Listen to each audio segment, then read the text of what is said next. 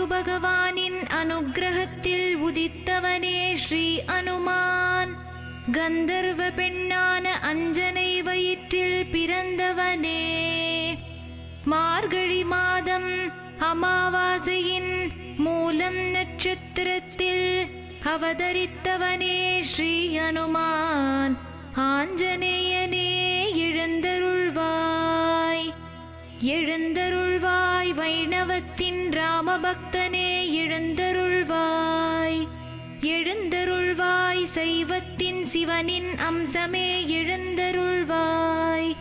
எழுந்தருள்வாய் மூவுலகம் காத்தருள எழுந்தருள்வாய். எழுந்தருள்வாய் ஸ்ரீ அனுமான்.